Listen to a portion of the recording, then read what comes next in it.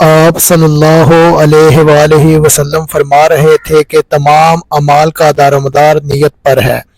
اور ہر عمل کا نتیجہ ہر انسان کو اس کی نیت کے مطابق ہی ملے گا۔ پس جس کی ہجرت ترک وطن دولت دنیا حاصل کرنے کے لیے ہو یا کسی عورت سے شادی کی غرض سے ہو، پس اس کی ہجرت ان ہی چیزوں کے لیے ہوگی جن کے لیے حاصل کرنے کی نیت سے اس نے ہجرت کی ہے۔ ایک شخص حارث بن حشام نامی نے حضرت صلی اللہ علیہ وآلہ وسلم سے سوال کیا تھا کہ حضور آپ پر وحی کیسے نازل ہوتی ہے؟ آپ صلی اللہ علیہ وآلہ وسلم نے فرمایا کہ وحی نازل ہوتے وقت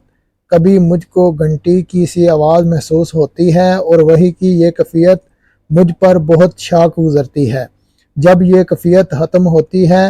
تو میرے دل و دماغ پر اس فرشتے کے ذریعے نازل شدہ وحی محفوظ ہو جاتی ہے، اور کسی وقت ایسا ہوتا ہے کہ فرشتہ بشکل انسان میرے پاس آتا ہے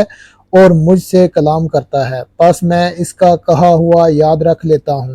حضرت عائشہ رضی اللہ تعالی عنہا کا بیان ہے کہ میں نے سخت